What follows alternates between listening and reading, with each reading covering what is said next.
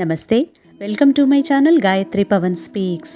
శ్రీ విష్ణు చిత్త కులనందన కల్పవల్లి శ్రీరంగరాజ హరిచందన యోగ దృశ్యాం సాక్షాత్ క్షమా కరుణయా కమలా వినన్యాం గోదామనన్య శరణం శరణం ప్రపద్యే. ఈరోజు ధనుర్మాసం ముగ్గువేస్తూ గోదాదేవి అమ్మవారి కథను చెప్పుకుందాం. పూర్వం పాండ్యదేశంలో అంటే ఇప్పటి తమిళనాడులో మధుర కేంద్రంగా వల్లభదేవుడు అనే రాజు పరిపాలన చేసేవాడు. ఈ వల్లభదేవుడు క్రీస్తు శకం 765 నుంచి 815 దాకా పరిపాలన కొనసాగించాడు. పాండ్యదేశంలో అంటే ఇప్పటి తమిళనాడులో శ్రీవిల్లిపుత్తూరు అనే ఒక గ్రామం ఉంది. అక్కడి ఆలయంలో శ్రీకృష్ణుడు మర్యాకు మీద తేలియాడుతూ లోకాన్ని రక్షిస్తున్న భంగిమలో కొలువై ఉన్నాడు. ఆ ఆలయంలో కృష్ణుడికి ప్రతిరోజు పూలమాలలు సమర్పిస్తూ ఉండేవాడు విష్ణుచిత్తుడు అనే భక్తుడు. ఈయన అసలు పేరు భట్టనాథుడు.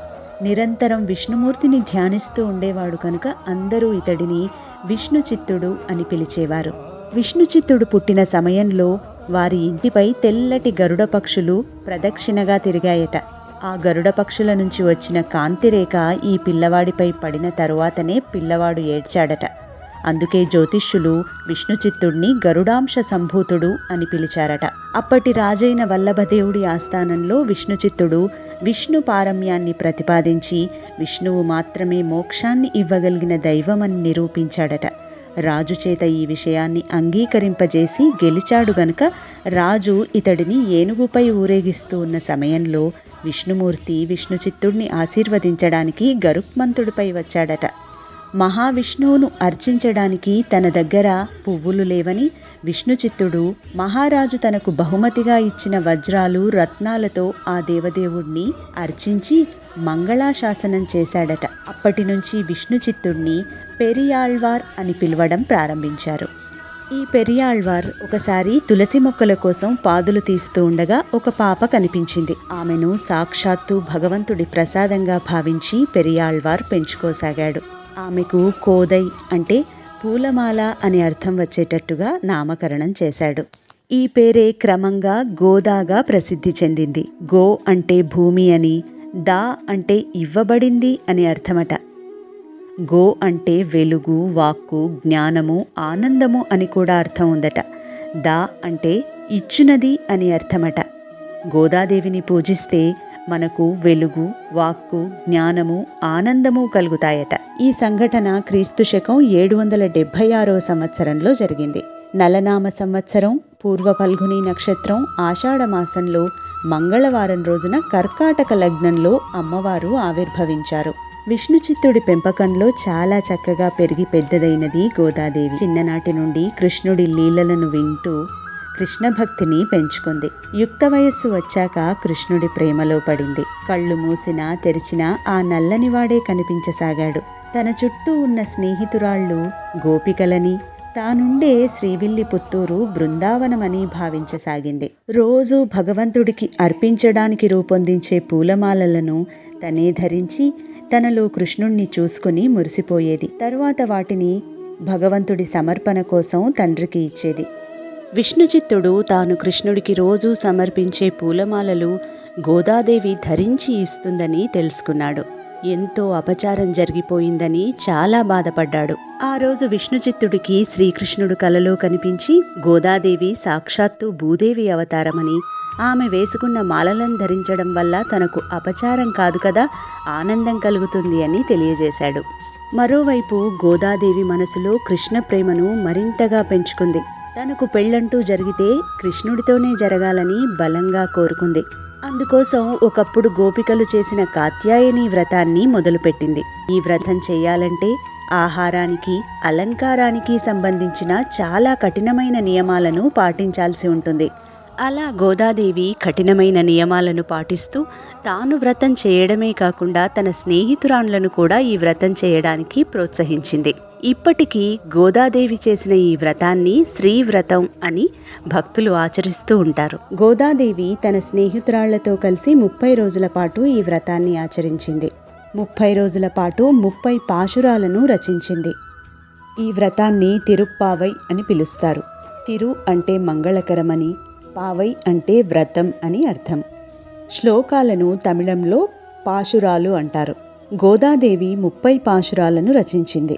మొదటి 5 పాశురాలు తిరుప్పావై యొక్క ముఖ్య ఉద్దేశాన్ని తెలియజేస్తాయి. చిత్తశుద్ధితో భగవంతుని ప్రార్థిస్తే వానలు కురుస్తాయి, పంటలు పండుతాయి, దేశము సుభిక్షంగా ఉంటుంది. శ్రీకృష్ణుణ్ణి పువ్వులతో పూజిస్తే పాపాలు నశిస్తాయి అని గోదాదేవి విన్నవిస్తుంది. తరువాతి 10 పాశురాల్లో గోదాదేవి చెలులతో కలిసి పూలను సేకరిస్తూ పల్లె వాతావరణాన్ని వర్ణించే అంశాలు ఉంటాయి. పక్షుల కిలకిలారావములు, రంగురంగుల పూలు, వెన్నను చిలకడంలోని సంగీత ధ్వనులు, ఆలమందల మెడలోని చిరుగంటల సవ్వడి, దేవాలయంలో వినిపించే శంఖారావము మొదలైన వాటి వర్ణనలు ఉంటాయి. ఉదయాన్నే గోదాదేవి ఒక్కొక్కరింటికి వెళ్ళి తన చెలులను తట్టిలేపుతూ వారిని నదిలో స్నానానికి సిద్ధం చేస్తుంది. విష్ణువు యొక్క అవతారాలను పొగుడుతుంది. తరువాతి 5 పాశురాలు గోదాదేవి తన చెలులతో కలిసి చేసిన దేవాలయ సందర్శనను వివరిస్తాయి. భగవంతుడిని నిద్ర మేల్కొల్పడానికి ఆండాళ్ సుప్రభాతాన్ని ఆలపిస్తుంది. గోదాదేవి మరియు ఆమె చెలులు దేవాలయ పరిరక్షకుల అనుమతి తీసుకుని గుడిలోకి వెళ్ళి శ్రీకృష్ణుడి తల్లిదండ్రులను కీర్తిస్తూ బలరామకృష్ణులను మేల్కొల్పమంటూ వారిని వేడుకుంటారు. తరువాత వారు కృష్ణుడి అష్టభార్యలలో ఒకరైన నీలాదేవిని దర్శించి ప్రార్థిస్తారు. చివరి 9 పాశురాలు భగవద్ విభూతిని వర్ణిస్తాయి. చిట్టచివరి పాశురంలో గోదాదేవి తను విష్ణుచిత్తుని కుమార్తెనని, ఈ 30 పాశురాలు తాను రచించి పాడానని, ఎవరైతే వీటిని భక్తితో గానం చేస్తారో వారికి భగవత్ కృప తప్పక కలిగి తీరుతుందని ఉద్ఘాటిస్తుంది. ఇలా గోదాదేవి కఠినమైన వ్రతాన్ని ఆచరిస్తూ శ్రీకృష్ణుణ్ణి మాత్రమే భర్తగా పొందుతానని పట్టుబట్టింది. విష్ణుచిత్తుడు ఎంత భక్తుడైనప్పటికీ ఇలా మానవ కాంత వివాహము భగవంతుడితో జరగడం అసంభవమని భావించాడు. అయినప్పటికీ గోదాదేవి భక్తిని చూసి 108 దివ్య తిరుపతులలో ఉన్న కృష్ణులను ఆమెకు చూపించాడు. గోదాదేవి శ్రీరంగంలో కొలువుదీరి ఉన్న రంగనాథుణ్ణే తాను భర్తగా పొందుతానని చెప్పింది. ఎట్టకేలకు గోదాదేవి ప్రేమకు ఆ కృష్ణుడు లొంగక తప్పలేదు. తానే స్వయంగా విష్ణుచిత్తుడికి కనిపించి తానుండే శ్రీరంగానికి గోదాదేవిని తీసుకురమ్మని, అక్కడ రంగనాథుడిగా వెలిసిన తాను గోదాదేవిని వివాహమాడుతానని చెప్పాడు. కృష్ణుడి ఆదేశాలను విన్న విష్ణుచిత్తుని సంతోషానికి అవధులు లేకుండా పోయాయి. శ్రీరంగంలోని ఆలయ అర్చకులకు విషయాన్ని తెలియజేశాడు. వెంటనే గోదాదేవిని, శ్రీవిల్లిపుత్తూరులోని ప్రజలను తీసుకుని శ్రీరంగానికి బయలుదేరాడు.